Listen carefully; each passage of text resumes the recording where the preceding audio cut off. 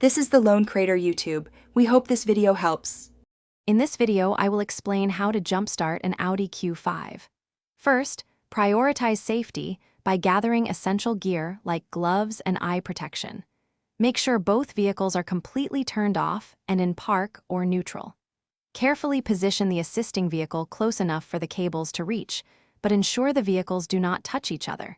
This prevents any accidental short circuits and ensures a safe procedure. Now, let's connect the jumper cables.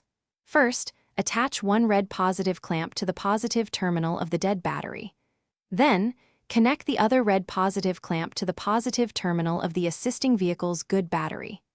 Next, connect one black negative clamp to the negative terminal of the good battery. Finally, attach the remaining black clamp to an unpainted metal surface on the dead car's engine block, away from moving parts. With the cables securely connected, it's time to start the charging process. Begin by starting the engine of the assisting vehicle. Let it run for about 5 to 10 minutes. This allows the good battery to transfer a sufficient charge to the dead battery. After this charging period, attempt to start your Audi Q5. If it doesn't start immediately, wait a few more minutes before trying again. Once your Audi Q5 starts, it's crucial to disconnect the cables in the correct order to avoid sparks. First, remove the black negative clamp from the unpainted metal surface on your car's engine block. Next, disconnect the black negative clamp from the assisting vehicle's battery.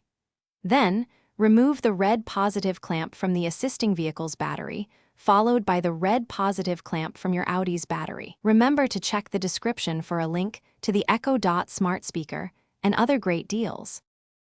Thanks for watching. Consider subscribing if we helped you.